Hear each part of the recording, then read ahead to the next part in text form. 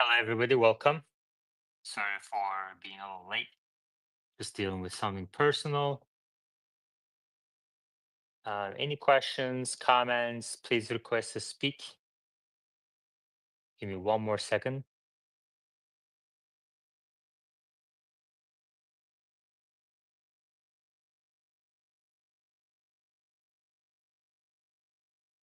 Let's bring in Magic. If you can't come on, maybe we can talk about some um, markets here.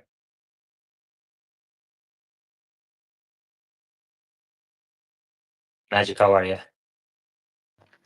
Good, good. How's it going? Good. I was Uh, oh, Go sorry, ahead. go ahead. No, go ahead. No, I mean the big news right now is looking at the 10-year, right? So that's people that invest in stocks. If you don't understand the bond market, I think they're going to find out really fast why it's important. Yeah, yeah. The yields are surging again. It's kind of crazy, actually. I I, mean, how far do you think these yields can go without the economy breaking? I don't think they can go past five personally, and that's last time. Let me ask you a question. Do you remember what? Do you want to guess what the S&P was the last time yields were this high? No. When I mean, let me think. Let me think. Yeah, don't look, don't look. Just take a guess. I don't know, but I guess that would have been back when 2007, right? Well, I mean, let's just say like the let's say October 2023, whereas this was like, I mean, I think it's gotten past that almost, but I'm saying like October 2023 was the last time yields were this high. I think 2000, depending on Yeah, what that's part of the yield curve you're wild. looking at. So what was that October 2023? What do you remember what the S&P was at? No, I don't. What was it? 4100. Oh, wow. Yeah, we're at So 5800. I mean, even if like based on the equity risk premium, like we're in completely uncharted territory. yeah, yeah. I guess that makes sense. What do you think is kind of causing that? Is it just hype?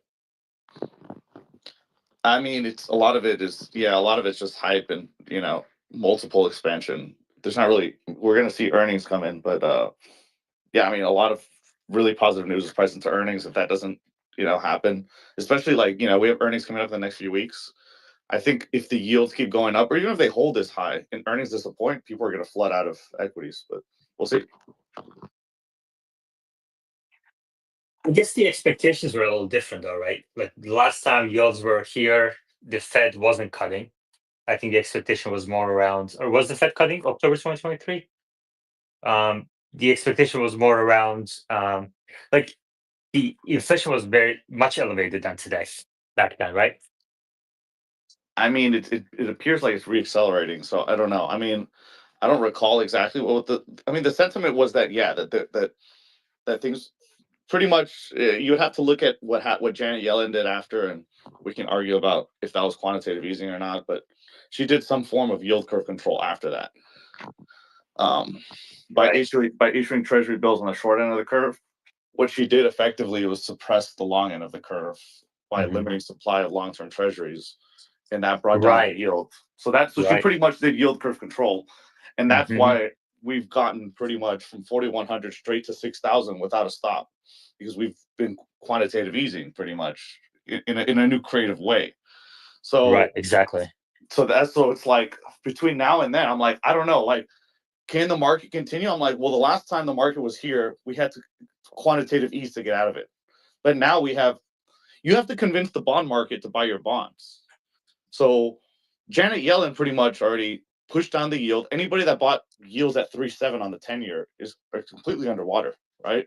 So the Right. bond market is not happy about this. And you have to convince people. And the bond market is literally revolting. I mean, it went from 3.7 to 4.8 in 4 months. So it's like that looks like a statement that the bond market is sending. So I mean, that's how I see it. Yeah. Especially the last few days, last couple of weeks, the bond market has bond vigilantes have come out, and also on the other hand, U.S. dollar, I guess in conjunction, um, is surging as well across the world, which is kind of wild. Yeah, I think if you want to look at Brent Johnson, he's a really like he's a really smart dude.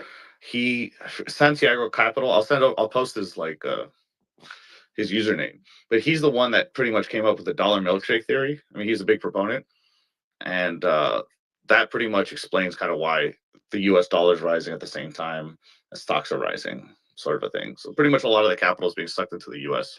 for like various reasons.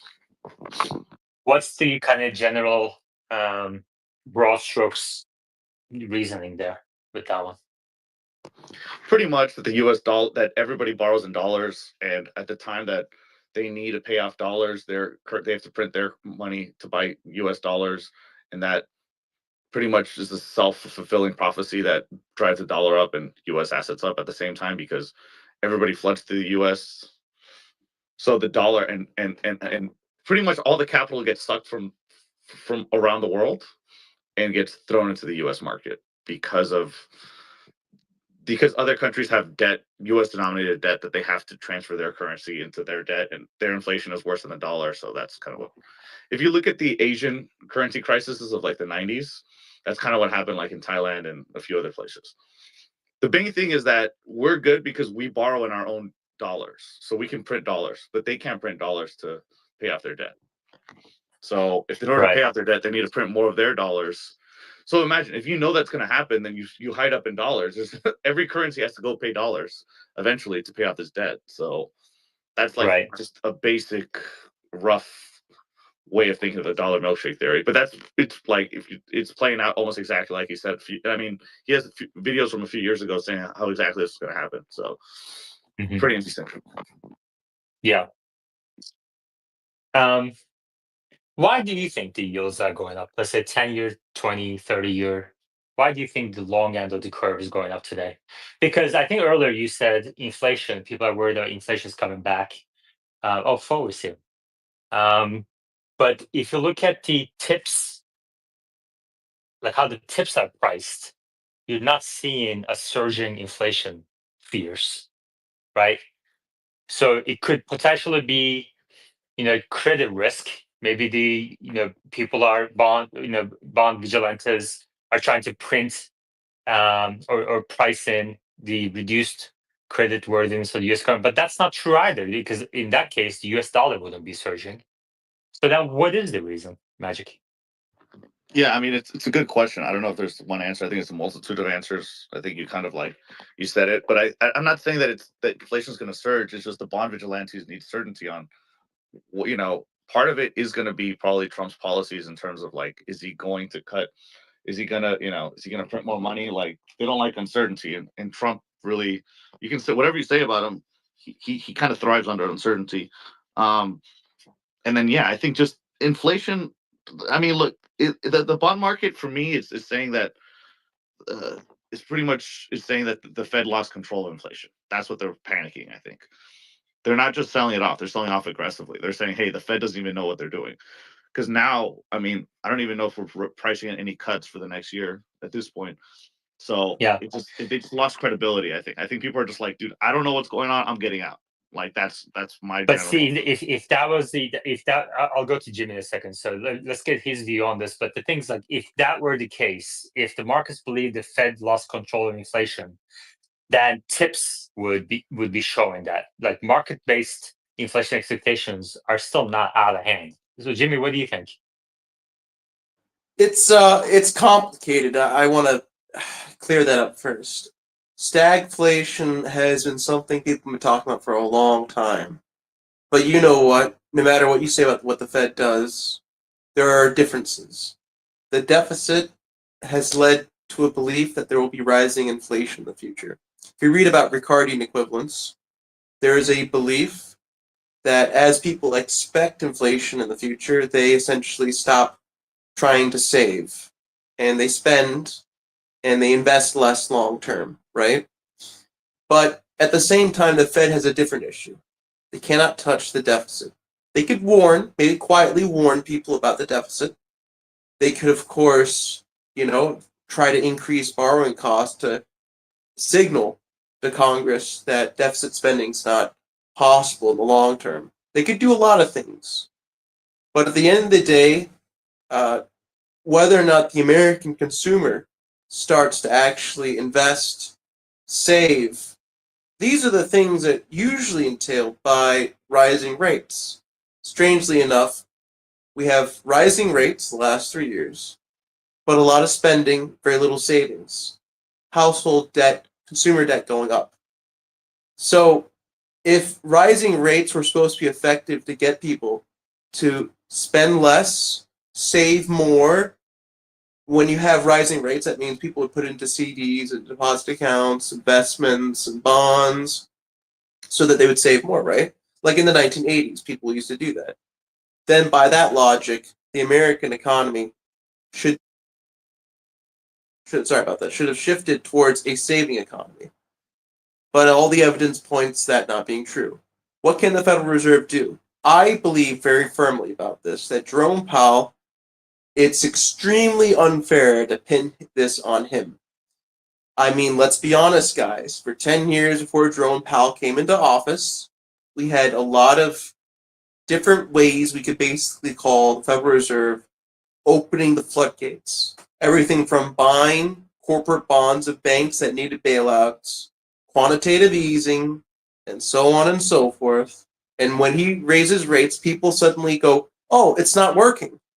To say the Federal Reserve has lost credibility should be very different from saying what the Federal Reserve is doing is ineffective. I think those are two very different things. People confuse them. Thank you. All right.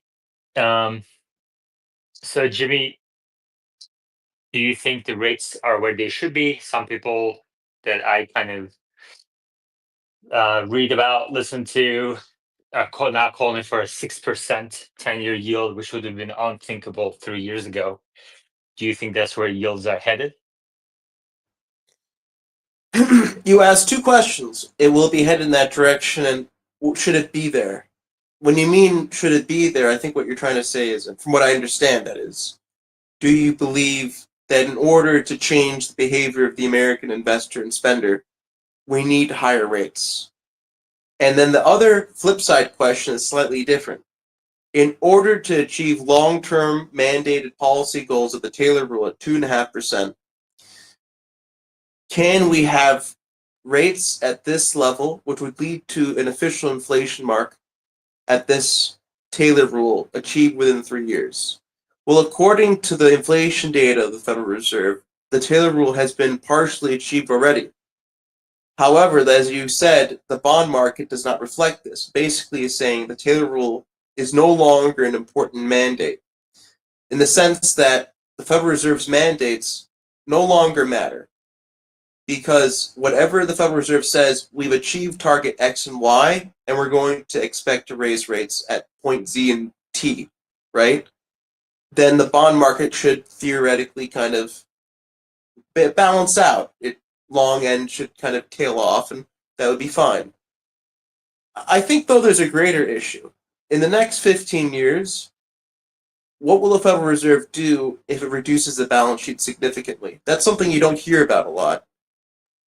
I think people kind of forget that if you go up higher in rates, that would mean that the average corporate bond for most Fortune 500 companies becomes lower in yield than the average actual treasury bond that is risk-free. I don't see how the American corporations would survive that. I mean, let's take Walgreens, for example. Walgreens is a company that is $10 billion market cap, give or take. Its total debt is about 33, 34 billion, give or take. It just sold a bond offering at 4%, 4.5%.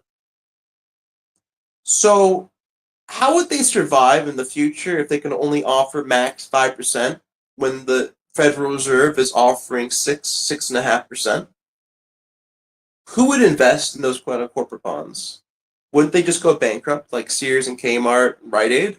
Would that be another major American bankruptcy because of the cost of borrowing?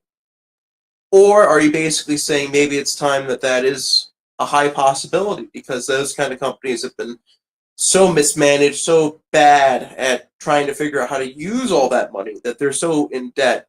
Maybe it's time to go belly up and accept transition, a real recession, and allow the Federal Reserve to basically say, we're hands off. time for the capitalist bodily fluids to flow again, and winners be winners and losers be losers. I think that's another question, which really is a electric question. Do the American people want to go back to business as usual capitalism? Or are we expecting the Federal Reserve to basically hold the fort every time American big business is under threat? That's something for the electorate to basically answer.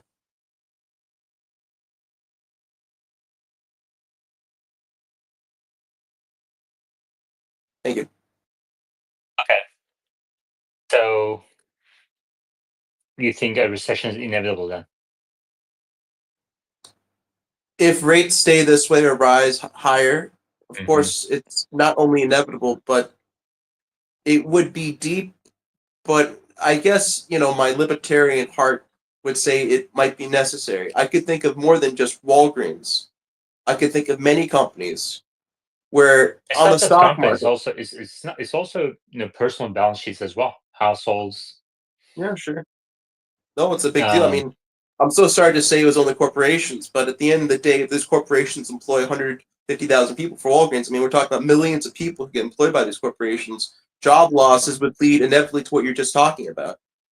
Talk about personal balance sheets. They were relying on jobs. If those jobs are at risk, the personal balance sheets go in belly up anyway.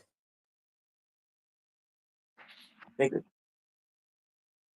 Magic. Hey, yeah, I mean, there's some good points by Jimmy. I think ultimately you just need people to buy the long end of the curve. Eventually, the yield will get there to compensate for the risk, but right now, there's a lot of confusion as to where the terminal rate is and what inflation is going to be and all that. So I think we just need buyers. Maybe, and I do think there's a lot of dysfunction in the bond market right now. And I think I personally, just FYI, I bought the 20-year on Friday. I'm not saying I'm calling the top, but Well, I'm what saying rate did you lock in? at 5%, a little over 5% on the 20-year. It's pretty good. Yeah. So When referring to the dysfunction, I think we have many listeners, a couple thousand I see, and the dysfunction's a weird one. Historically speaking, um, historical dysfunction occurs in two different ways: a banking crisis or a credit crisis. Those are two different things, actually. A banking crisis inevitably occurs when there's a lack of liquidity, what's called a liquidity crunch. A credit crisis is like a real estate bubble, okay? And basically what happens is over speculation leads to you know what. In this case, what we see is very risky companies who 5 years ago were able to get debt at very low rates, hold that on their balance sheets still, have no way of refinancing it, and essentially the Federal Reserve is not giving them an out. If they have no way of long-term refinancing, they have to basically say there's going to be a big shakeup. Now, there have been shakeups, though. In the case of many of the Fortune 500 companies in the utility sector, consumer services, foodstuffs, pharmaceuticals, what they've done is they've tried to reduce costs. I'll give you another example, Walgreens. They've shut down, as according to the CEO in the last quarterly, as many unprofitable stores as they could. They cut hours, they reduced full-time, and increased contractors. But, we're talking about a stock that's gone down 70% the last few years and went up 25% the last quarterly, because it proved that they could still turn a profit even though they're margin negative. So, I mean, can that be enough to actually service the debt? Those are two different things. The inability to get financing going forward is different from the actual ability to pay off the debt that you have right now. If basic credit analysis should be done, Walgreens should be bankrupt, but yet they can still find financing. And the way that works is, from what I can see, most of the financing comes from the private markets. And where does the private markets get financing? From the country, from the states that basically rely on Walgreens. A lot of pension funds, a lot of university funds. I mean, these are basically, Walgreens has become state backed in a way because it has no other lenders of last resort. I wonder though, for a lot of these other companies like Boeing, which did a share offering and now has refinanced its long-term debt, at what point do we have to say how important is it not for a bank, but for a company to be too big to fail? And what's the threshold here, guys? National security. Okay, so Boeing's national security. Walgreens. If it goes bankrupt, CVS is the only company in that area, right? So there's a monopoly. That's bad, right? That's bad for national security, for food supply chain, for the food security for millions of Americans. Are we arguing this? I mean, guys, at what point do we basically say the government has no obligation to take care of these companies anymore? Yeah. That's the real question. Yeah, I mean, it's mostly about jobs, and secondly about or national security and jobs are usually the two top reasons to save these companies. But do you expect? So you think the government will try to keep Boeing going?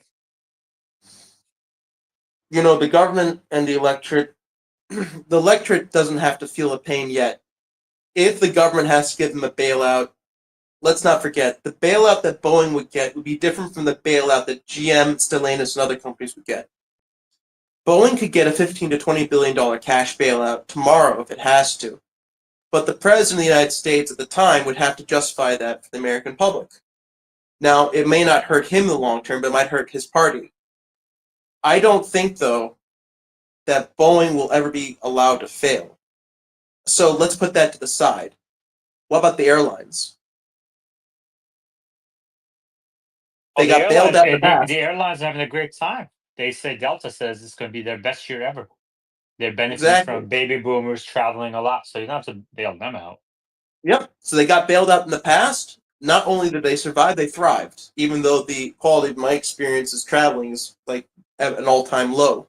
According to Yeah. Khabib, it's not very good. So I'm okay with bailouts to an extent, but they have to be long-term profitable companies.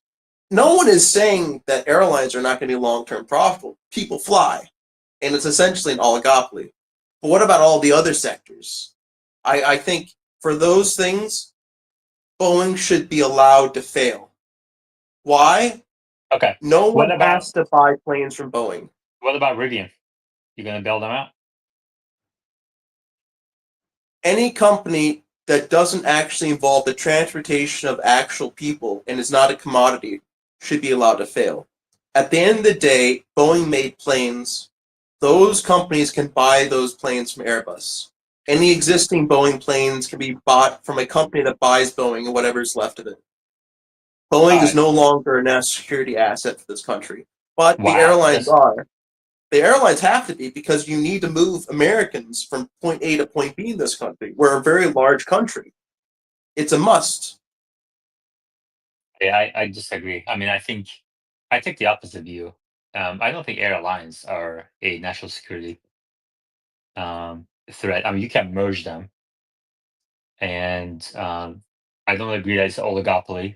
There's really no sign that they're oligopolies, honestly. You know where you got that idea? Well, how many airlines were there 30 years ago versus today? I know, but still, it's more than enough. Clearly, Well, it was Frontier, Spirit, American, Delta. yeah. Um, There were five more back in the day. What do you think about Tesla stock? Are you still a long-term investor? Have you sold any shares? What do you think? How do you feel about the company's prospects today? Well, not just Tesla, but I'm a big fan of anything Elon. I firmly believe Elon is the North Star. Okay. And when I invest, I'm putting everything I have into Tesla. As you know, I'm a big fan of telematics. So I'm also putting money to Samsara, which is another telematics company. I believe the future is telematics. And it's not just these two companies that are focusing on telematics, which is really the future of the American economy, if you think about it. I mean, if we're going to have robo-taxis and autonomous trucks and all these things that actually will make our country run when the average age of a farmer, which is today 62 years of age, 15 years, half of them will be dead. We need good telematics to get it done, right? I mean, how many taxi drivers will there be in small American cities and towns once all of them retire? We need telematics. It's a real national security concern. So, yes, I'm all in on Tesla, but not because of today's price. But I believe firmly that my investment in Tesla is an investment in America's future. I know for every dollar I'm putting into Tesla right now, I'm helping millions of Americans who otherwise wouldn't have any mode of transportation in the future. We need Tesla. Think of all the areas of America which will be past retirement age, will have no way of getting from point A to point B without autonomous driving, getting delivery of grocery goods without telematics. I mean, Well, do you some think would argue you're going to have autonomous driving with EVs through Waymo, even if Tesla isn't around. well, I mean, telematics will allow, as Samsara has shown, truck drivers to eventually be replaced with autonomous agents. And, at the end of the day, your food, Yaman, comes from a truck, right? I'm looking beyond just Tesla, lest they just focus on trucks someday. You need more data in that area. This is like a national security concern that is the biggest concern Are of you, uh, our as future. a Tesla investor? Are you surprised that Waymo is where it is today? Are you surprised that Waymo is so much better, has proven to be so much better than Cruise? And where do you see that kind of competitive landscape laying out 5, 10 years from today? Tesla versus Waymo versus others. I mean, I like Waymo. I'm proud of them. Whenever I see one, I hug it. I give a little, nudge, high five, power fist. But at the end of the day, one must wonder this: is this really scalable with what really matters, which is America's transportation hub system? I mean, I could see a transition from Tesla being a consumer vehicle company to being maybe the only major transport company in this country so that we can move goods from A to B. The middle mile and last mile final delivery system. That's really what matters. I don't see any other way of replacing it. Certainly not autonomous helicopters or whatever they will be. But Waymo and its system, to me, I would have always have thought in a future telematic solution for this, it would not have been a bunch of LiDAR screens. It would have been an addition of basic cameras, which have then been imputed into a computer system controlled by autonomous agents that have a hub system where they're all talking to each other across the country, relaying data at light speed so that the system gradually, or maybe exponentially, hopefully, improves itself. Will Waymo accomplish this? I would say no. No, it won't. Why are you saying no? Well, I just think that the Waymo cars are very ugly looking. They're already working on purposeful robotaxis. They're going to have thousands of them in a year or two. Probably in a year, Mhm. they're going to have thousands. Sounds like they're looking to scale by the end of this year with Chinese imports. Well, I just, I have to admit, I just think that the Waymo vehicles are really ugly looking.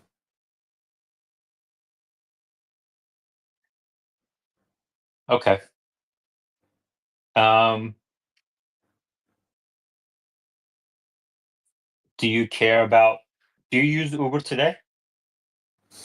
I can no longer afford Uber today. What do you mean? The prices are ridiculous. Yeah, calm down. So when you get an Uber, do you care how your car looks? Oh, I can tell you right now, I always try and go from point A to B in style. Certainly, I do. I mean, back in the day when Uber first came out, remember back in 2016, that era, it didn't matter how bad the Uber looked. You could always get a refund. Say, oh, my Uber wasn't a good experience. I need some money back. But today, I would say you're expecting a certain kind of service quality with the amount of money that you're paying. Do you not? I mean, Ubers are no longer that cheap in my experience. Service quality, yes, but looks of the vehicle, I don't think anyone cares. I mean, it's not even an option to pick this vehicle or Hmm. not. I guess you can't get Uber Black, but what percent of people really use Uber Black? I don't think a lot of I people always do. thought with the normal Uber cars, having a presentable vehicle was kind of like part of the system today. But before, there was kind of like a gradual process of, yeah, your car isn't really good. You could try to fix it though, but you definitely need to actually make it look pretty professional looking in order for you to actually stay on this platform. I always assumed that was the strategy. May I ask, do you sometimes see Ubers where the looks are not good? maybe falling off taillights, chipped paint. No, I don't think people care too much about the exterior of the car. They want to get whatever A to B cheapest, fastest in a reliable way. And Uber does provide that. I don't see any reason why Waymo can't do that with their partnership with Zeekr, Hyundai, and probably going to be other as well. But Well, I want to talk about the are you Nissan are you merger, if you don't mind. Go go ahead. ahead, because should I talk about Nissan merger? Well, first off, have you heard what Carlos Ghosn has said about it? Yeah, it's not going to work. Yeah, it's not going to work. Every Western analyst has said the same thing. It's not possible. They don't really need to merge. And this is another example of Japanese conglomerate corruption. But I have to admit this. There's only going to be three major car companies in Japan once it merges. As you know, Honda, Toyota.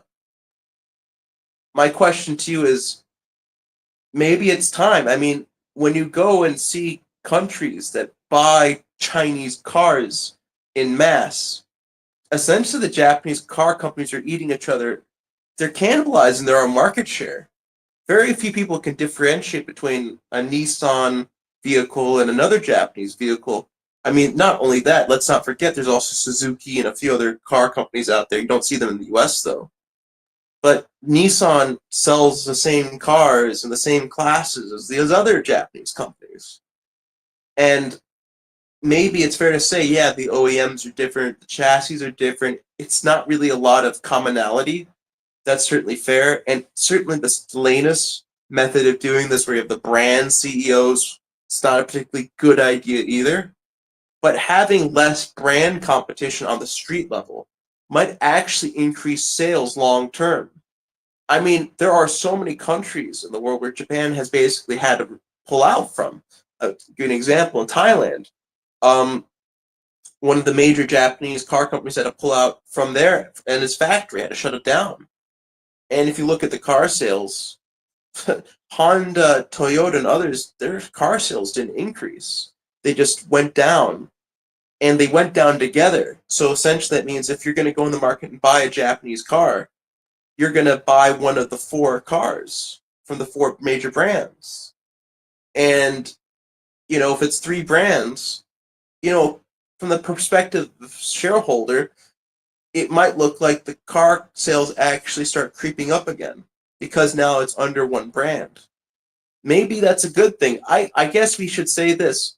Stellantis having too many brands under one roof was a bad idea. It's too many brands, too cluttered. It doesn't really serve a purpose. Now, if you merged it under one super brand on the car itself, not Stellantis, but Stellantis the car, that's a Stellantis car, not a Fiat car. That's not a Chrysler car. That's a Stellantis car. Same theory. Not a Nissan car, not a Honda car, not a Mazda car. Same theory. It's whatever the name will be. That would make a lot of sense then. Wouldn't you say? I mean, let's admit, guys, there's just too many Japanese brands now. And when you look at their vehicles, and I think Jan would probably have to agree with me, most of their cars are using the same chassis as 10, 15 years ago. There's not been a lot of innovation. So let's consolidate them. Let's put them under one brand, make that brand synonymous with Japanese quality, okay? And let's help Japan sell more cars. That would be the way forward. I say merge every single Japanese car company together right now, create a new brand, and push sales. Are Let you the Japanese surprised? government push Yeah, sales. clearly Honda is going to go down with Nissan. Looks like, which is amazing. They're agreeing to that deal, but It's a shame, though. Toyota is doing fine so far. Their hybrids are eating into Tesla's EV sales in US and elsewhere. Especially RAV4 hybrid is very popular with people, and BYD hybrids are also doing really well. It looked for a moment that, I mean, after BYD kind of got rid of their gas sales, it looked for a moment that they were all in EVs and hybrids was kind of like a temporary thing for them. But their hybrid sales are rising more than EV sales again. And this is true across the world. In all major markets, hybrids are growing twice the pace of EVs. Why do you think that is? And do you think that will change? Well, we have to admit one thing. Not every part of the world is ready for EVs. The electricity grid is not ready for it. There was a very small example of Norway. It's now all EV, but a journalist went to one of the ski resorts, and the line to get to a charger outside of a ski resort during the high season, was 2 hours long. Now, I'm not saying that Norway shouldn't stay with EVs, no, but that's a small example. Imagine that on a much larger scale. Let's go to Thailand or Vietnam, for example. These countries don't put a single dollar into the EV electric grid. They're expecting the private companies, Chinese companies in particular, to do it for them, because what they do is essentially sell licensed space into their car market. They say, okay, you can have these number of factories. We expect you're going to have these number of sales. We have to do a local partnership with a local company. That's usually how it works. Those local companies would be from the big families or conglomerates that control the country, right? So it could just be Malaysia, Thailand, Indonesia, some of the African countries like Nigeria, same process, right? But to do this and to be even 20% EV outside of the big cities would require building massive infrastructure just to get it done when the urban density starts to go down actually exponentially outside the mass cities. In America, I could see it could make sense. But in most of these countries, I'm sure you're aware, Yaman, like in Turkey, the urban density outside the big cities becomes tiny because the majority of the population is centered around one or two cities. In the case of Right. Istanbul in Turkey, I 20 mean, million people. people actually tell me that in Turkey, BYDs are everywhere now, Yeah. and they're even Outside of looking to. Istanbul, though, have you They're. been outside of Istanbul, though? I haven't asked about outside Istanbul, but they're even looking to build a factory in Turkey. BYD Oh, is. they have. They've been talking about that for a while. Yeah. And Hungary, too. Yeah. Did you Um, see BYD's high rate of growth across the world, success outside of China? Did you see that coming? I did because I think I've talked a little bit about them my past time I was in the spaces, maybe a year and a half, year ago, about the BYD Seal when that was released. I remember in the Auto 3. Remember when that was released? 2022, 3. I'm a bit old now. I can't really remember. I think it was 2023. And I looked at the BYD Seal, and there are two versions of that, and I just thought, wow, that is an amazing car for a really amazing price. And so I could definitely see it today, but it should be said that, as you know, almost every Chinese EV car company is actually a loss maker. They're losing money of each car sale despite how much automation they're doing, and this is despite in Well, the case of NIO, EVs, but not hybrids. yeah, not the hybrids. The BYD is hybrids make making the money on money. hybrids. Yeah. Yeah, the hybrids. But one of the things about hybrids is this. Uh, you really have to wonder though, in the next 20 years, will those governments transition to make those investments to make EVs more reliable to use in those kind of countryside outside the major cities areas? Take, for example, Bangkok. Bangkok is a city of about 14, 15 million people. Thailand's population is about 70 million people. So it didn't make a lot of sense to have BYD seals driving around in the smaller cities. But like, for example, the telecommunications network of 5G, that was eventually rolled out with massive government assistance. And it got done. When the governments get serious and they say, okay, it worked in the cities, noise pollution went down massively, pollution in the city, it's not great, it's still pretty high, but it's still getting lower. And people think it's convenient because they can charge pretty easily now. Can we roll this out to second, third tier cities in the next 15 years? Can the electricity grid handle it? The answer is, as it grows, yes. I mean, it's one of those things that are in the trajectory. So I just don't see in the long term hybrids in itself kind of eat into their own market share because as people buy hybrids, they go, you know what? Having a Camry hybrid, for example, having a BYD hybrid, I think I'm pretty okay with that. And now it's a lot easier to get charging 5, 10 years from now. I think by that point, I'd be ready for an EV. I think that's going to be the logic going forward. Got it. Thank you. Yeah. So you think it's a temporary thing? Um, Yeah. But temporary. hybrid's been temporary for quite a while, though. You know. Yeah. Yeah. I mean, I still drive an ICE car, though. You know, I'm old school. Really? Yeah, I drive a Camry. Remember those old Camrys in the late '90s with the fake wooden interior? Okay. What do you think about Unitree? Well, that's a complicated one. You want me to go into it? Yeah. So Atlas, Unitree, all the others. Okay, first off, I want to ask a question. Is it likely in the future that let me pose this question to you. Does every kind of general conscious intelligence that is fitted into robotics have to look the same? Or in terms of robotics, every robot that is specialized for particular human roles will look completely different from each other because they've been specialized and overtrained in a specialized specific area with its own criteria. So what I'm trying to say is this.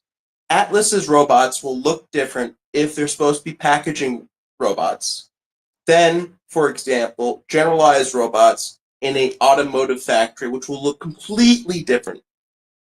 The question I have is with these types of companies, they think that by building one type of robot that will scale to do multiple jobs, but maybe the most optimal kind of robot is one that is specially built, has, for example, wheels, it's lower, like Atlas's robot has counterweights. This type Unitree has, 4 legs, it can do different things, and they should just specialize in terms of that robotics. Now, can that kind of robotics be specialized and scale in many different areas and different roles? My view is no, and they should focus on the data learning for that specialization, what that particular kind of structured robot can do. 4 legs can do a lot of stuff in certain areas, but will never scale to do other things. And you see that Amazon started to replace its 4-legged robots with, the what they hope will be the Atlas robots, which have counterweights, which kind of look humanoid, but they aren't really, and they have legs, but also they have wheels and so forth, and that will be the trajectory what those robots will eventually look like at the end. I don't think that today's Atlas robots will be very different in the way they look than the robots for that particular purpose of packaging in 20 years. I know people say, how would you know that, Jimmy? I mean, they've changed so much in the last 2 years, they've added all these features. Well, maybe they just realized you can't have a generalized robot anymore. They basically figured out, okay, we know to accomplish this, we had to get funding from Amazon. They wanted a robot that did a particular task. And essentially, now we're just going to upgrade them to innovate and make it the one more efficient so that we can continue getting that Amazon money and have a real product to sell. We're no longer a 5th-generation, long-term robotics innovation company that sees the future somewhere, hive mind. No, we're an Amazon robotics product company that sells robots now directly to the big packaging companies. And this is what it's going to look like. And then there are going to be companies that sell robots just to car companies for the factories. So what do you think? Do you think it will all look different at the end? Thousands of different types of robots, different sizes, different structures for each robot, one with wheels, 3 legs, 10 legs, and so forth? Or do you think it will just be a humanoid-looking robot that can do everything? I think there's going to be both. And I think there's going to be many different kinds of many different players in humanoid robots. I just kind of worried, or at least not maybe worried is not the right word, but I think the space is going to end up becoming um, commoditized. Is it is it kind of already a commodity It's not even because labor is formed yet. commodity? This, yeah, I guess so. I guess so. Um, yeah, that's an interesting way to put it. Yeah, I mean, some people make more than others, I guess, right, in terms of their labor hours. So there's that. Yeah, that's a really interesting way to put it. It's tough. I mean, I don't want to say the science fiction writers got this correct, but I don't know if have you read, Asimov and Culpeper, Herbert, and others talk about thinking machines and their role in society? No, I haven't. Maybe they're right. Maybe they're just a tool, commodified tool, and they'll be easy to produce and easy to get rid of. And then one day they become so easy to get rid of, they realize they don't want to be rid of anymore. And I think that's what they're trying to argue is that's how we see them, and that's how we build them. That's how we sell them. I think I admire you some ways. Your spirit is that they're much more than just commodities. There's a much higher goal that they can accomplish. But unfortunately, I don't see how that's the corporations see it. I don't think they see it at all like that. Of Do you think Google will manufacture its own humanoids? course, for its own needs, sure, they still have a lot of product needs. Physical, Not data to center. sell to others? Oh, consumer products, that is. Hmm. I think that it is extremely likely, but it will be a Google backed company that will not have the Google name. I think they don't want the Google name. It's one of the reasons why they did Alphabet, to just be in everyone's homes, to become a great big scary company. It might have a nice name, and they might say, powered by Google, one of its AIs. I think it's very, very likely, Yaman. But again, if you look at their actual investments, they've made investments across the board in different types of consumer robotics companies. And maybe that kind of robot will never make them money. As you said, it's a commodity. It's going to be a loss making robot. They'll have to make money in different things, like an app store inside of the robot. If you want to unlock the ability for the robot to be your butler, you have to pay a subscription for this. If you want to unlock its But ability why to would take I? care. So let's say, for example, you have Optimus, and you have the offer from Tesla standing that if you want to be a butler, you pay $1,000 for it. Why Mhm. would Tesla have an advantage of doing that versus, say, Figure AI or Unitree or Google if they come to go with their own robot? Or there's going to be 1,000 companies that do the same thing. So why would I go with a Tesla Optimus robot? Well, I would hope that in particular tasks which are more crucial to me, it will be more accurate and I could trust it more. Much like I would trust an iPhone for certain tasks. I know, but look at what's happening with iPhone today. It's getting Um, pretty bad. it's getting Honestly, at really some point, bad. I wonder what the point of it is. Yeah, exactly. Um, Gemini But we're in the early has. days, though, Yaman. I mean, this could be true where I would trust Optimus for 10, 15 years until it becomes so incredibly commodified. And that's basically the length of the smartphone that they I know, all. but the thing is, like when Apple started with the iPhone, it Yeah. had several years of lead before Android came along and other smartphone makers got their act together with the help of Android. When Tesla started with EVs, it had 5-10 years of lead until legacy automakers finally started producing something in volume and offered a choice. Um, and even that lead proved ephemeral for Tesla because look at what's happening today. Tesla is generating maybe $1 billion of free cash flow a quarter. BYD is delivering more vehicles, is become a top 5 worldwide automaker, is delivering more EVs than Tesla is. Tesla is seeing year-over-year decline in EV deliveries, and margins are like this. This is despite record amount of incentives combined with lowest prices ever, and so that lead disappeared all of a sudden. So No, what I gives see the your point. confidence? And today with Optimus, Tesla doesn't have several years of lead at all. Like other humanoid makers are ahead in the game. Like there's some production going on.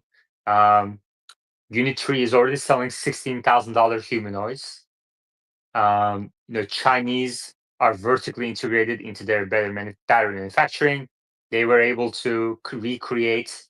I mean, I'm kind of putting all Chinese companies in one bucket here, but DeepSeek was able to recreate ChatGPT at 1/100th the cost with neutered GPUs. So what Tesla will be able to do that? I believe Elon sees it like this. What can a Tesla robot do like SpaceX and Falcon can do in its lead time? The way it accomplishes this task is by offering a product that no one else has that is absolutely essential, in addition to the base product of the physical tech. In the case of Falcon, right, so it was able to launch Starlink. That is a consumer product that people desperately needed. I think they'll figure something out. They'll announce something that Optimus will be able to do, which will be vertically integrated to Tesla, that only it can do really well, that will lead to a different product.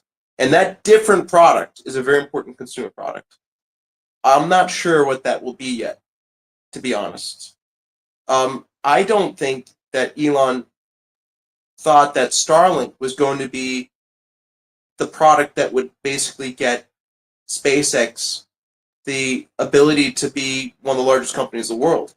I mean, if you look at the early days of SpaceX, Starlink was an idea. People, I'm sure you're aware of this, all thought he was going to fail. That no one had ever made money launching rockets. And he mostly got contracts from the military to basically survive. And then he announced Starlink. And that was almost 2006, 7, 8, 2010.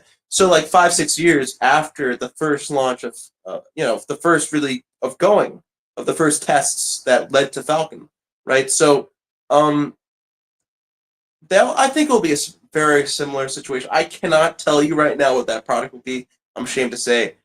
And of course, there are so many companies working in the same area. But I do want to say this. People are so overly concerned by commodification. There were super robots, right? There were a few American companies. Now there's Chinese companies doing super robots for literally 1/100th of the price. I mean that. Like there's what's the company called in the U.S. that does the big robots? Roborex, whatever it's called. I forgot the name of it. And now I saw a Chinese company that makes a similar thing for instead of $1,000, like $70. You could literally buy that instead. What's the difference here? The function of cleaning your house floors, sweeping it, is something that everyone needs because a lot of people own houses. But the function itself is a single action of a vacuum and a thing that spins around, pulling and pushing things into the vacuum chamber, right? The difference between that and robotics is this. People's lives are very different, and the ability for it to convey emotion to the individual might be very different as well. Can an optimist give a hug that will be believed by the regular person and will have 5 to 10 years leeway to not have to worry about if any Chinese company can ever provide that emotional kindness, that humanoid transition to just being pure consciousness? I believe if Optimus could achieve a product like that, it will be winning the hearts of the American consumer, much like how Starlink is winning business every single day all over the world. It's become synonymous of internet that works, that is not my main provider. I think Optimus will be a big surprise in terms of what product they'll roll out, a certain kind of software. I'm so sorry I can't tell you what it is, but it will be powerful. I will one day get a hug from an Optimus, and I hope to cry. I also hope to smile, laugh, and like when I first used an iPhone back in 2009, I played video games on it with my friends, and I was so happy. I You had my cry? own little computer. You know what? Did you To cry when go you from a first I held your did. first I iPhone? did No because I'll way. tell you why. I'll tell you why. Because when I had those flip phones, I thought it was Morpheus, but when I had an iPhone, I thought it was a kid again. I was able to bring my little computer anywhere in the world. I was the kind of guy who went out and thought he was raw dogging himself at an IHOP because he couldn't be with his computer anymore back in 2008. To leave the closure and safety of my computer room, because we needed those things, those desktop computers were huge back then, and to go out with a newspaper and a map. A map. Y'all remember those things? The actual things called actual maps?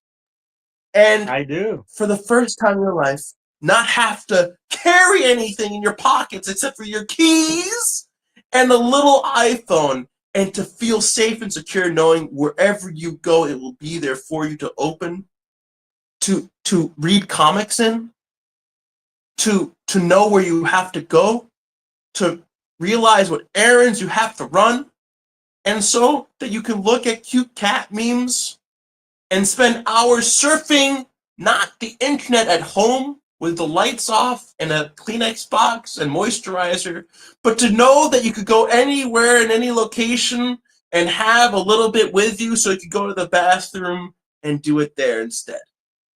I realized that was total freedom. The feeling of freedom not seen since Americans were able to get a car for an affordable price in the 1920s. That was the beginning of a revolution. And you know how it felt when you got your first iPhone. I believe Optimus will be able to give us the exact same thing. We are currently closed in a new kind of chattel fiefdom. I am so sick and tired feeling that I need to break out from this phone. Yaman, I have to go wash the dishes later. I have to clean the house later. I need to tuck my kid into sleep. I just want the freedom not to do a lot and to just realize there will be someone or something that can do it for me. To hold my hand. This life is fucking hard. Okay, so let me ask you this. So Okay. you believe that there will be some sort of function Optimus does that others will not be able to copy, or for some time, 5, 10 years, whatever. An emotional feeling, yes. Now, when I gave the original, the previous discussion about, Tesla had 5, 10 years ahead on, creating a affordable, scalable, profitable EV, and still wasn't able to generate hundreds of billions of dollars of profit, that the market cap implied at the time, or tens of billions of dollars even. Um, that was with Elon being in the head, like Elon being focused only on Tesla. I mean, not only, but I guess SpaceX and Tesla, but mostly on Tesla in the early 2010s, and only on Model S and X and Model 3 and Y. And despite that, the results, tens of billions of dollars of profit that the market cap implied, is just not there. And today, Elon is even more, his attention is even more divided between all of his companies. There's a slew of them, and all of his kids, obviously, and also now politics, to a degree that I just didn't imagine even 2 or 3 years ago. So, what gives you confidence that Tesla will be able to accomplish the things that you're hoping it will happen on the Optimus front without Elon being focused on it? I have to admit this, guys. I've always thought Elon is actually not the guy doing any of it. We know this to be true.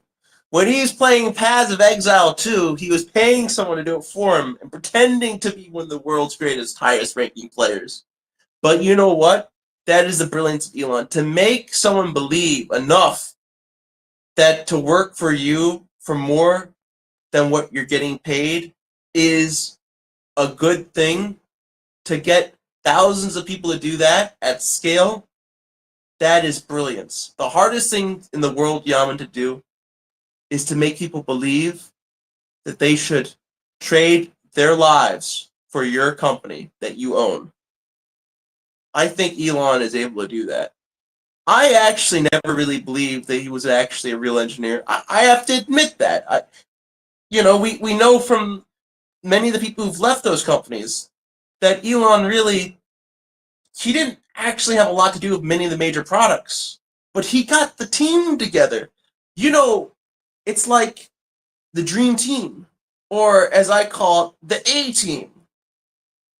He got the A team together, but Yeah, was he maybe really a member of the maybe A team? I don't think so. I don't think that's the case. I think you do need a founder that sleeps on the floor, and otherwise it just doesn't happen. I think that's marketing.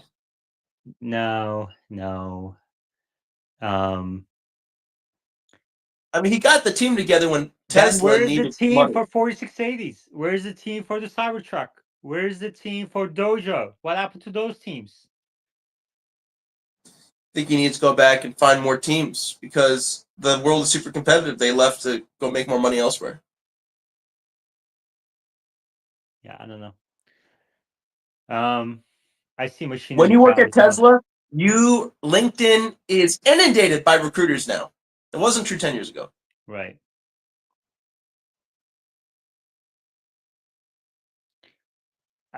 So Peter Thiel says, "Don't bet against Elon." I think it should be revised to, "Don't bet against what Elon's focused on." So I wouldn't bet that Republicans weren't going to win. I wouldn't bet that XAI isn't going to beat ChatGPT or OpenAI. But he's not focused on Tesla. He's not focused on Optimus. He's not focused on FSD. So I don't know. Or the Cybertruck. Or SpaceX. Yeah, I don't know what's going on. I don't really follow SpaceX too much. Well, But some would argue it's more important for America's national security, you know? yeah. Yeah, of course, yeah. I mean, he has other stuff going on, but, you know, I think we need to admit this, guys. Elon's spirit lives in us all. Maybe it's time that we say, Elon, we thank you for your service, but your companies, they have to have their own Elons.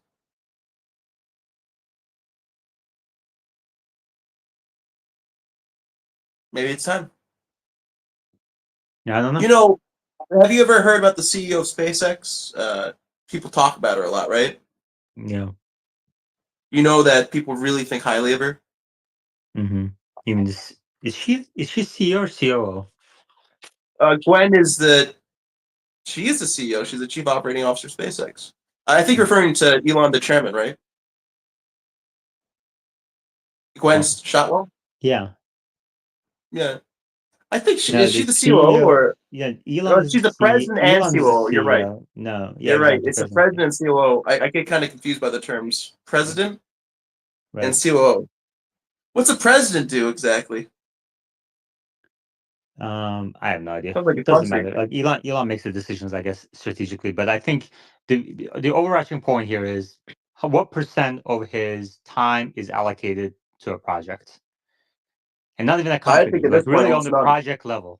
Like what percent of Elon's time is allocated to Solar Roof, Semi, Cybertruck, and whatever the highest top three is, I wouldn't bet against those happening. But everything else is he's still a human after all, you know. This multitasking thing, I don't think is working out as. I think Well, multitasking is some people the might older argue, word. Yaman, that getting Twitter X back into the league of free speech changed American history and maybe the world by getting Trump back into office within 2 years of him buying it. Pretty fast. Change of legacy, you know? I mean, you can argue that, but I think that's we're gonna see with time. Have you ever heard of someone making as fast of an impact on human history as Elon? Because I think the Twitter thing was quite important, to be honest. I mean, I don't see how Donald Trump would have gotten a voice out if it wasn't for Twitter. Do you think he would have going to win anyway? I mean, do you really think he was going to win? Yeah, we don't know. Like it's hard to say, right? It's Um, hard to say. I don't think we'll ever know. That's a question that I he don't know if we can wasn't ever even get on answered. Twitter, dude. Yeah, he Trump wasn't. wasn't even on Twitter. Yeah, without Twitter, I don't think we would have won. Yeah, you can think that, and somebody can disagree with you, but you don't know for a fact. We don't know. You're right. Yeah. No way to know. Um, You know, I it think I reminds me think of. I think if Elon didn't put his thumb on the scale with campaigning in Pennsylvania and obviously other sports on the side of Elon, um, then I think that argument is more stronger that maybe he will never win. But I don't know if Twitter how much of a role Twitter played. Mm, Well, I always thought that the media had a big role to play in the election. Always. Hmm. I mean, if you go back to history, I mean, I can't think of a major American election where it didn't have a role to play. Right. And then how consequential Trump's presidency will be is also TBD, right? I think Marcus priced in a bunch of optimism around it, but I think the jury's out still. No, that's fair. I think though will be very likely very. What do you consider George Bush Senior? Okay, the son, his first term to be very consequential for American history. Hmm. So consequential means JFK was only alive for 2 years for his first term. He was killed, but he set a lot of stuff in motion that really mattered. In my opinion, highly consequential for the failures and for the successes, for the Bay of Pigs and the Cuban Missile Crisis. But only 2 years, right? Then we have presidents who pretty much didn't do anything. Like Joe Biden, I can't think of anything consequential that he did or will ever have. 4 years. Trump, if he gets Greenland and he gets us back the Panama Canal, I think that's enough to say that he'd be one of the most consequential in recent American history. Because that's more than most American presidents have ever accomplished. Like, even those two small things, it's Yeah, pretty big deal. yeah, we'll see. Thanks to Jimmy for coming. Let's see what. Are you getting together, Jimmy? No, no, you can stay. We have another half hour. So actually, I started late today, so maybe we can go another 45 minutes or so. Um, Machine, welcome. Hello. I haven't been here in a while, and the first bit of information I hear is that JFK was killed. I didn't know that. Thank you for the new information, Jimmy. Machine, can you answer the question? Why? Um, look, let me ask you this: what an entire board? What do you think is the probability of Tesla canceling the Optimus project? Like 5, 10 years from today, it turns into another solar roof. Well, I think there's too much of a gray area there to give a clear answer. Well, let me Not ask you. Okay, black let me or ask you white. let me ask in a more determined way. That Optimus does not become a multi-billion. It doesn't contribute billions of dollars to Tesla's bottom line. I think robotics at Tesla, non-car robotics will contribute a high likelihood, over $1 billion of revenue a year. Whether it's Profits. profits, yeah, Yeah. sure. Whether it's a bipedal robot or some group of different types of robots with a particular different sort of designs, that remains to be seen. But I think within that aspect, honestly, profit's harder than revenue because I do think there's going to be a lot of competition. Tesla does have a Did you come benefit. here and you criticize Jimmy for saying something Captain Obvious, like, president was killed, and you're like, profit is harder than revenue? Well, thank you. Well, I'm saying this is true. However, not as obvious as JFK was assassinated. Um, I just think, compared to a few years ago, I think Optimus is still doing well. I just think there's a lot of money going into a lot of players, and Tesla does have a hardware design production efficiency benefit. I don't know if it's as great as what it could be for But see, automotive. that's what I used to think, and that's what Elon said too. And I was like, okay, well, I think Cybertruck is going to be an easy to I mean, I couldn't have been more wrong. I thought the production ramp was going to be fastest ever to a high volume, and it's going to be easy to do. And it turns out it's the slowest ever. The production cost is highest ever, and it's worse than the original Model 3 production ramp. So then where is the learnings? Where is the manufacturing expertise? And same with Solar Roof, same with 4680 production lines, same with Dojo. And then on the other hand, you have BYD and others ramping production profitably multiple times faster and to a greater level now than Tesla as well. So where is the production expertise that we speak of? Well, I mean, I think for new technology, obviously there's risk involved there. Even if you're great at manufacturing, doesn't mean you can tackle something that other people haven't done either. But yeah, it's a good point, and I think I'm tending to think that the gap isn't as big, and so for Optimus, does Tesla really have that big of an advantage for manufacturing, and then for software? Like the data, it's not like FSD where there's a millions of cars on the road collecting data. They don't have that advantage for Optimus. And so what they may have is compute and software expertise, but there's plenty of great AI engineers at these other startups. So this is not putting Tesla in a worse position, but I'm just saying the gap isn't as big, and therefore if there's a lot of companies that end up feasibly getting production like capacity of robots being built, some are going to get to volume. It's going to be a lot of people in the market, and therefore the competition means pressure on profits. So I do think Tesla will be successful in being a big player in volume with robotics, but how much profit, profit margin, that's harder to forecast now, I think. So what probability do you assign Tesla Optimus? So you basically say you don't know. I have to go even just write down some basic numbers to understand if they had a operating margin of 10%, then what volume would they need to produce? What revenue, would that make sense? I'd have to think about it. So off the top of my head, I don't know what $1 billion in profit, what's needed to get there, revenue wise per, price per bot, how many bots. So yeah, I'd have to look at that.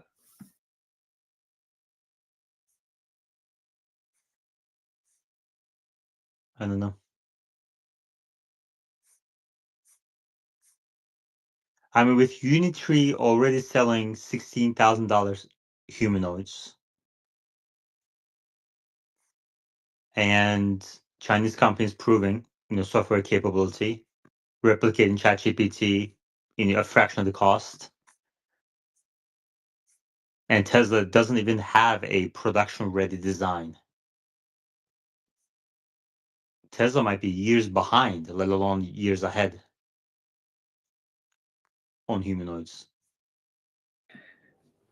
Yeah, and I mean, even a little bit. So it's not the same, of course. I think, but with robotic, with FSD, Tesla is ahead in some ways, definitely behind in some ways to Waymo. But even if Tesla was successful in the U.S., maybe Europe, I feel like China. There's definitely going to be so much competition versus other Chinese auto or AI Same companies. with Europe. I mean, BYD and others are Yeah. exporting to Europe. Europeans are worried about their legacy automakers. They haven't even approved FSD, for crying out loud. I Let don't alone know. approve robotaxis. Like, they haven't even approved FSD. I don't know where Europe's going to go in terms of regulation, if they're going to regulate against China at all. That's a big kind of aspect of it. But I would say in China, for sure, that market, you can cut out a bunch of markets that you think Tesla is going to have massive profits from FSD. So Exactly. maybe So Europe. all you have now is US, and Waymo is ahead on many fronts. And my understanding is that they're going to have thousands of them this year, tens of thousands next year. And how many do you really need in top 20 cities? Yeah. It's a good question. And that's why I think if we think about the valuation of Tesla currently, some of that is being built into the price. How much, I don't know, it makes it not that the company is interesting, but from an investing standpoint, I don't think it's very interesting right now. Jimmy, anything to add on Optimus, Robotaxis, Waymo? Well, I've always believed in the kindred American spirit. When it comes to our ability to innovate, people always ask, can we beat China? I'm a little bit tired of hearing China is beating us in X, Y, and Z. I mean, they copied ChatGPT. Okay, they have a slightly faster version. I don't know. I've never really used it. It's really hard for me to use it right now. I'm not in China. I would say, though, that if they want to build a better ChatGPT for the Chinese market, it's still a large market. Will they get AGI first from that? No idea. Probably not. So when it comes to robotics, the same thing I think applies. Power of American innovation. I am a big believer that we're still a hub for the best and brightest. I have always believed, and I back American capitalism. We will continue to get the best engineers and scientists in this country, and I think Tesla will benefit from it. I also believe that our dominance of the GPU space will continue. I don't see a way forward for our other competitors. I don't see that. If you're asking, is Tesla behind in robotics? Yes, they are behind. But are they behind the curve where robotics will need to be when the sudden surge of need for robotics comes? To be honest, guys, most of these robotics companies barely get customers. Their customers are usually companies that invest in them. And oftentimes, it doesn't really lead to a lot. If you look at these robotics companies that we've just talked about, they've sold how many consumer robots? Handful. How many industrial robots? A few hundred, maybe a few thousand. You could argue this is the beginning, but I don't believe that. For me, one of the biggest transformations of society was the drone. The drone, people forget, was an American innovation.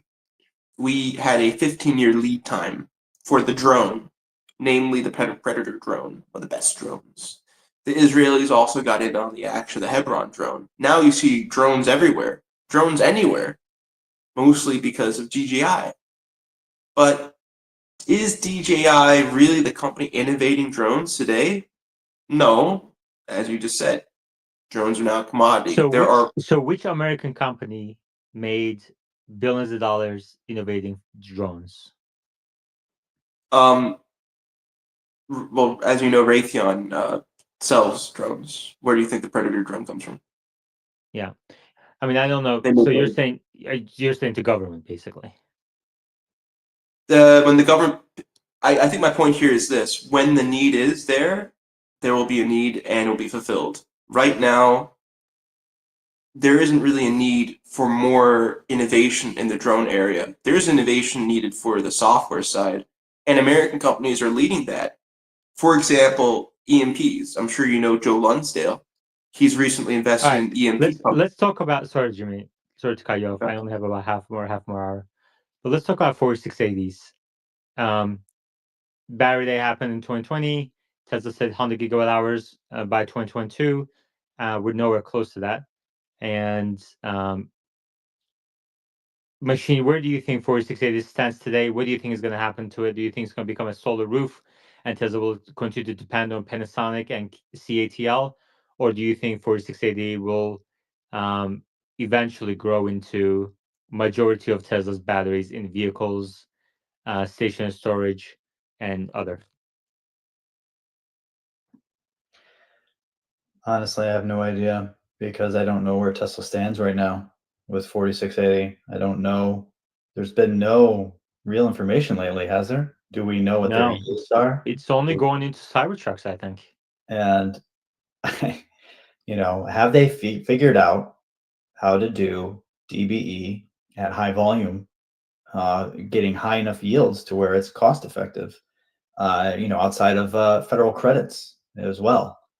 And those Right. things are going to have to be achieved for it to take over. And in the meantime, you have a lot of Chinese battery makers who, frankly, make batteries better and more efficiently, and it's just cheaper for people to buy it from them, and it's cheaper for Tesla to buy it from them. Right. And I don't know. I don't know when that's going to change. Obviously, if it gets close, if it's close enough within some margin of error, and I don't know what that cost difference would be, then Tesla will choose to go with their in-house solution because they have control over it. And there's even security concerns or issues with risk of relying on a Chinese company that I think you want to de-risk. So that has some value as well on top of just the cost to produce it. But we don't know. No one's telling us anything. All these details are lacking. So I don't know. I don't know what to say. I'm very just muted on it right now. Can they ramp Semi without 4680s? I don't think they need 4680 to make Semi. They need to ramp battery production from somewhere to make that. I don't know what the delay is with Semi. Is it really battery production or is it something else? I don't know. I think the semi market's going to take a while to get going, guys. Yeah, I think so too. The whole semi market never made any sense, to be honest. Yeah, I mean, I remember the day it was announced. I remember where I was when Semi was announced in 2018. Machine? Yeah. I think it was 2017, actually, when it came out, and then they had the Roadster, right? That was like 2 years before Cybertruck. I'm like losing my train of thought. I just think everything with Tesla from that's not AI has totally been downplayed in the last year. Ever since last spring, when the whole community pivoted to nothing else matters but AI for valuation. Everyone dropped looking at COGS of automotive, 4680, any other hardware product. This didn't care anymore because it wasn't doing as well. And they wanted to look for the hope for the future, which, there is some legitimacy to that because that's going to be a bigger market. And now there's just been no talk, no introspection. No one's asking the questions anymore. There's no information anymore about this. No one cares. And that's why we're left befuddled. Okay. What happened to you? You're so negative today. I'm fine. I'm just, I haven't really Are thought you about long this. anything?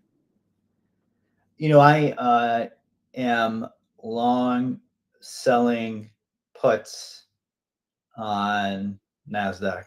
So I have, lower risk right now, which was the right decision from a few weeks ago. Tell them But put some how far long, down. I don't know. I mean, I don't know. I think Nasdaq can really drop. But anyway. Yeah.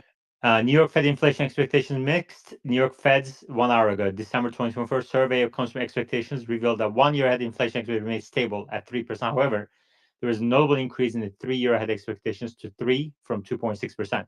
By the way, Machine, this is in line with what we got from University of Michigan Consumer Sentiment Survey as well. There's a huge increase in longer term inflation expectations. We're going to get CPI, PPI data this week. Where do you stand on Fed rates inflation?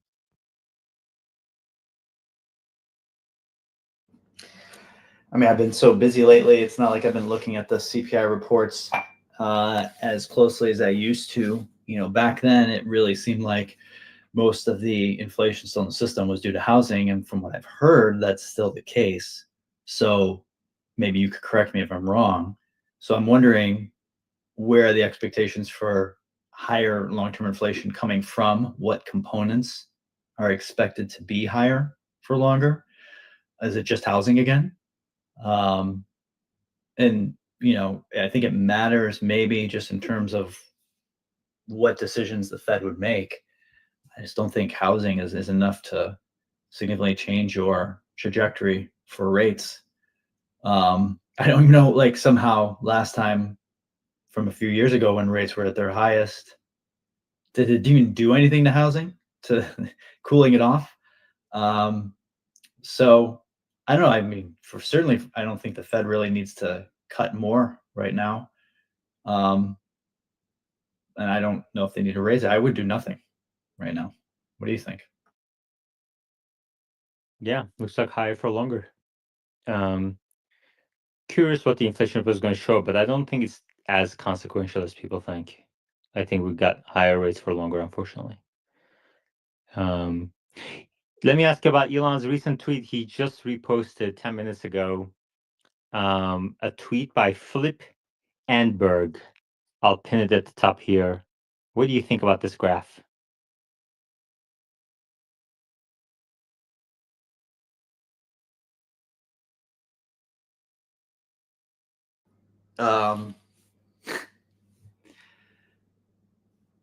Based on what data is this based on? This is just disengagements, it looks like, right? Yeah, this is the FSD tracker, as you know. And yeah, exactly.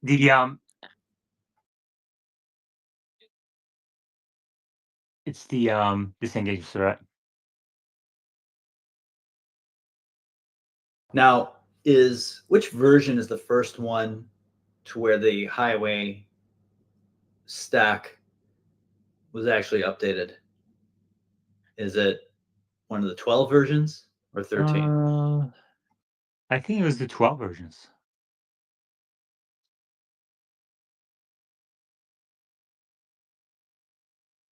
Yeah. Well, I mean, I don't necessarily have I don't question this data. Number one, it's just disengagements, not critical disengagements.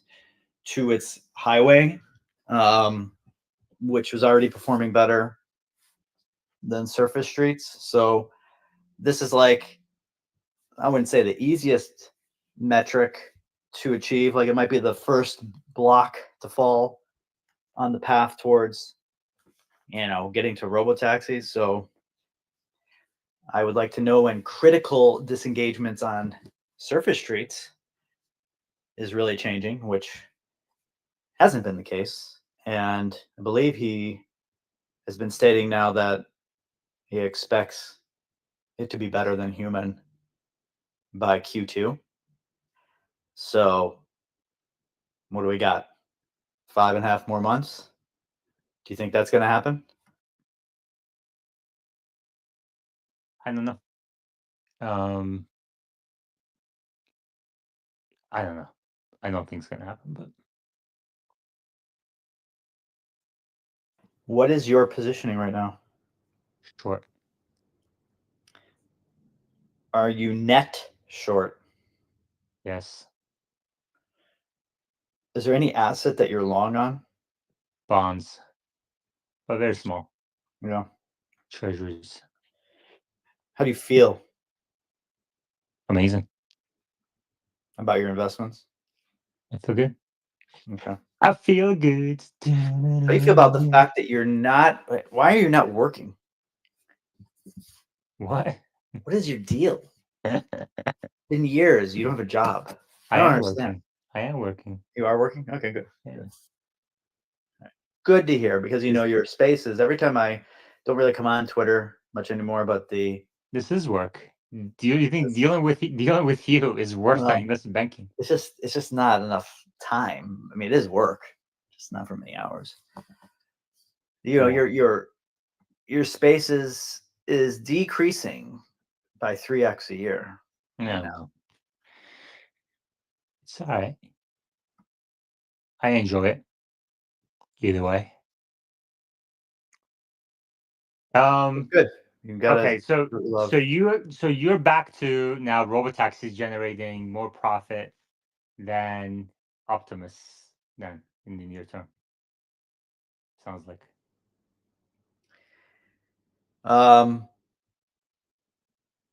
Probably. Yeah.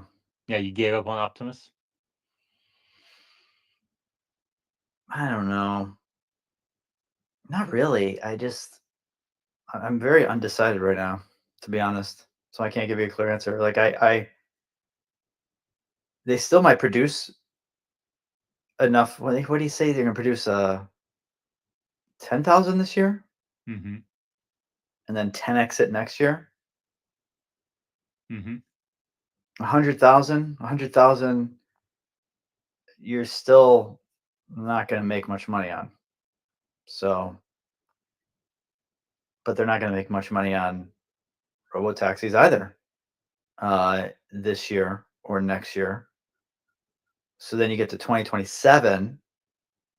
Do I really believe they're going to produce 1 million bots in 2027?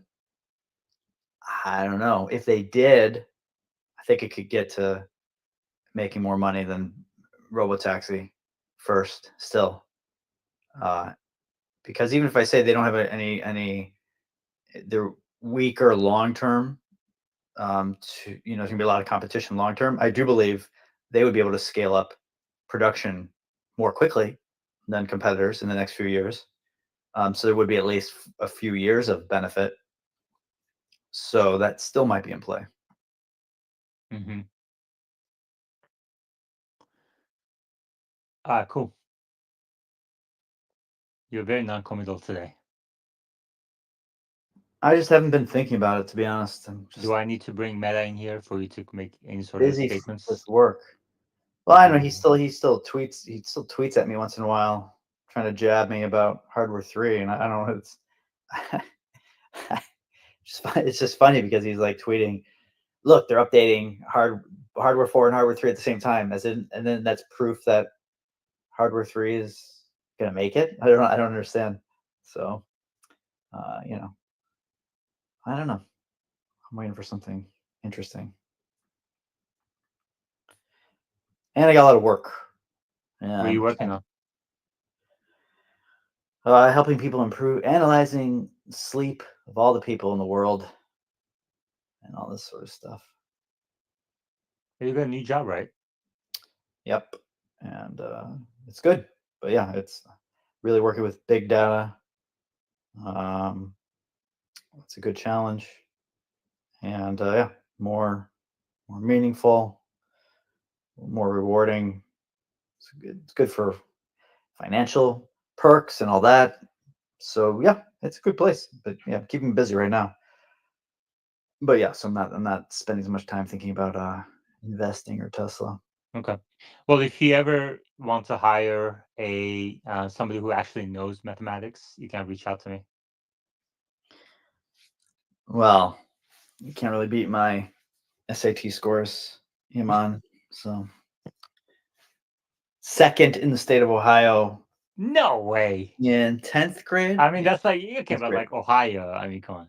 Yeah, well, we have a lot of immigrants. Who was There's a lot of Indians. first? 28 delays later. Earl. And I mean, probably some,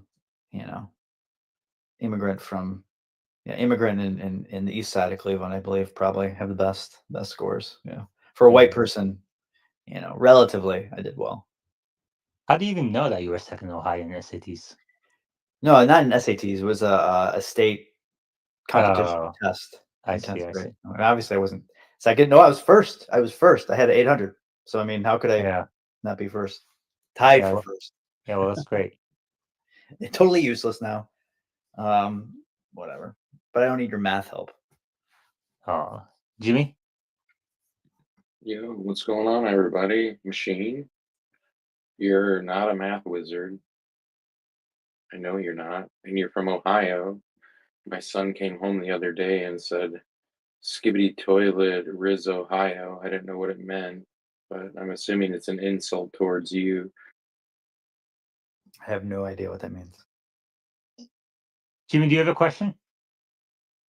Oh no, I just wanted to say hi. I haven't been on X for like a long time. All right. Well, hello. All right. Machine, do you think the economy can sustain 5% interest rates?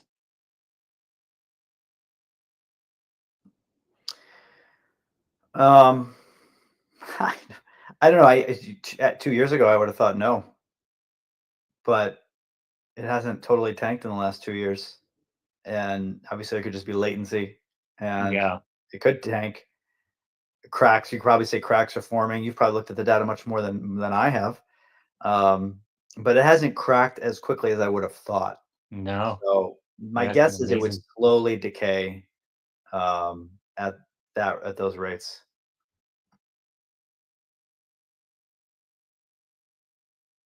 I think housing is about to crack in a major way, but I guess we'll see. Housing affordability is at record level right now. Not if they It's keep worse. It's burning down. worse than 2006 in some metrics. Yeah, Isn't that well, crazy? but the supply is even worse than back then. And if you keep burning down thousands of houses, then the price is going to stay high. Yeah.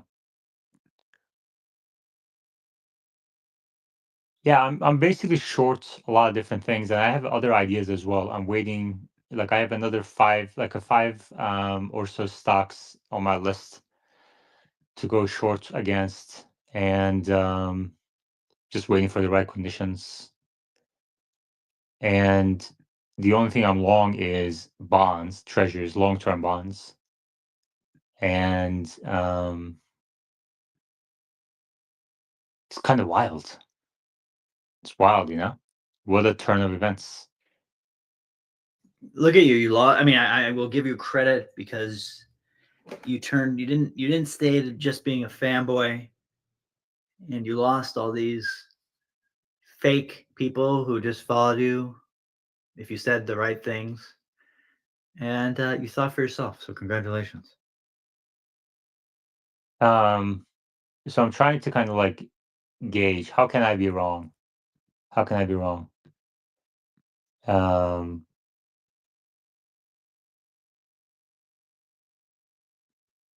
let's say inflation data comes in lighter than expected, then I think the bonds might do well in that case. But I think there's some real issues right now because the bifurcation of the economy is really stark in my mind. Like some people are doing really well, some companies are doing really well, but I think the number in that group is declining, and the number of people who are doing horrible is increasing, and it's much larger. So I don't know how you can sustain an economy like that in the future. So something's got to give. Yeah, I mean, you could totally have a case where the benefits of AI keep taking off, increasing productivity in certain areas, making a lot of money for a specific set of companies, and not necessarily the companies who use AI are the ones who are producing the AI. It could be companies that are using it. It could be NVIDIA producing the chips. But then everyone else, just nothing. And if that money's not funneled back to society properly, then yeah, you can have a bigger gap. And I am concerned because, like my company, uh, surprisingly, I don't know how they sell their product for such a high price. Like before I joined, I was just like, yeah, yeah, yeah. And then I looked at how much they sold it for. I'm like, oh my God. Because people kind of perceive it as a luxury item. And I'm just thinking, man, like, especially in this market, like the growth has been great, but at some point it's gonna slow down quickly because how many more people can be able to afford, hundreds of dollars for a product that does a certain specific set of things? And yeah, that's going to cap. So especially the way the economy is going with things being bifurcated. So um, I imagine there's a lot of companies like that out there.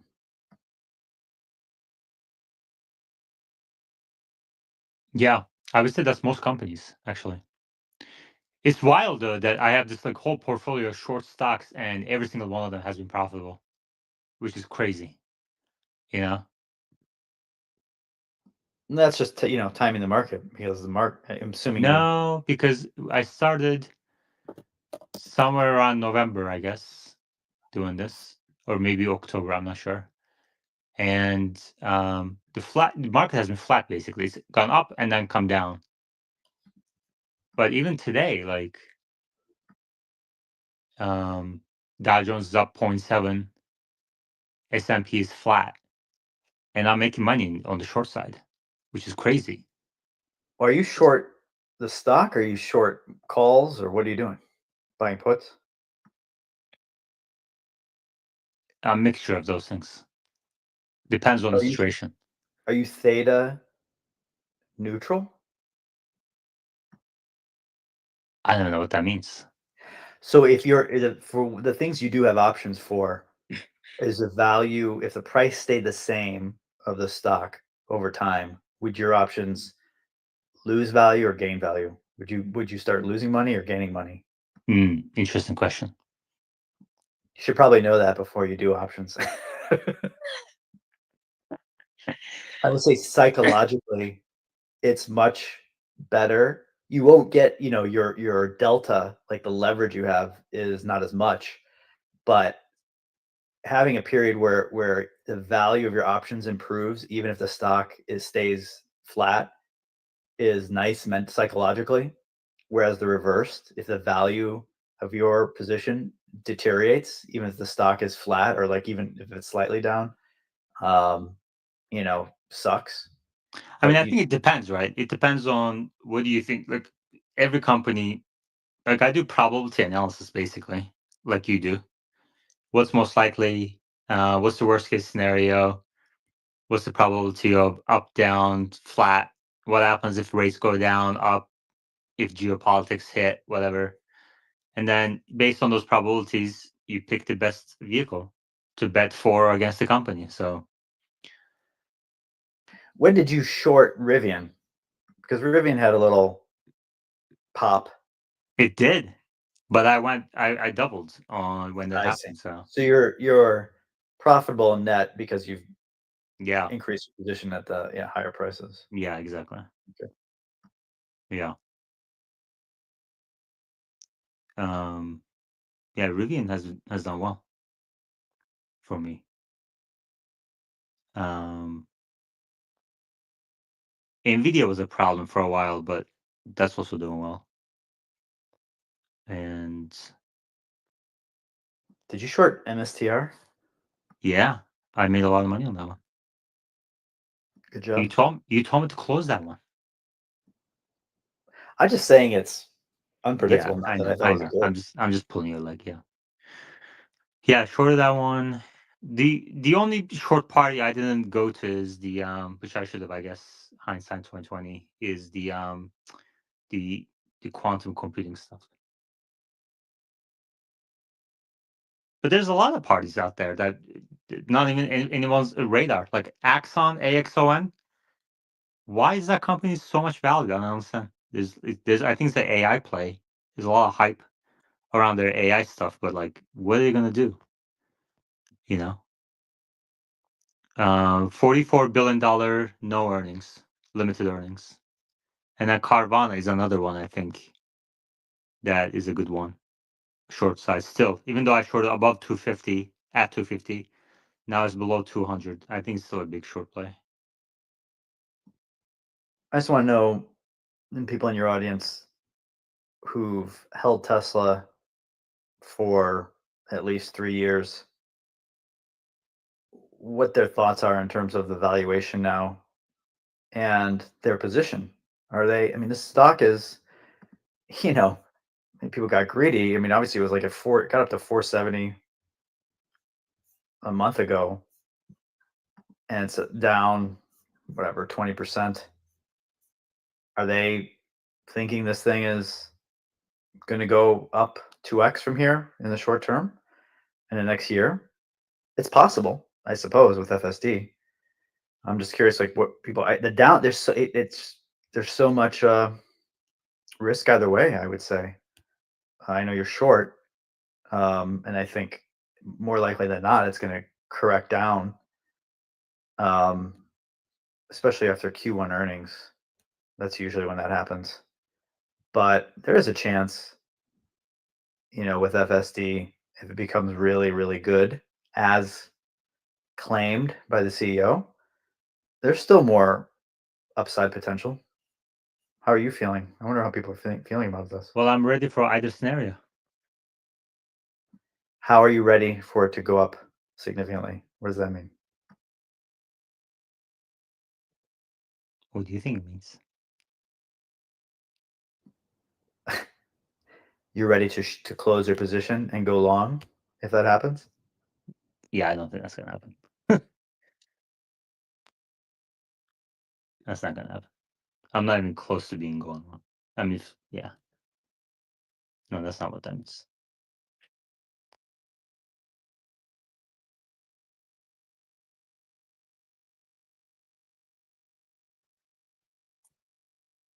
The company is really far away from being a long candidate, honestly. In my mind, at least.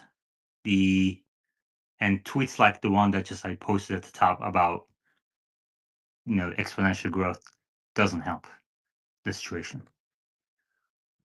You're comparing apples to oranges. There's not enough data when you consider minor updates, like I've said every single time. And it's like, what's the point of doing that?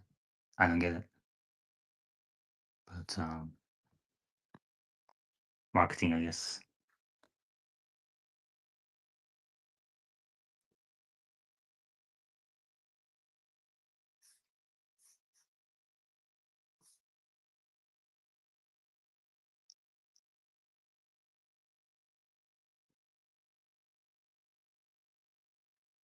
How many vehicles do you think they're going to deliver in Q1?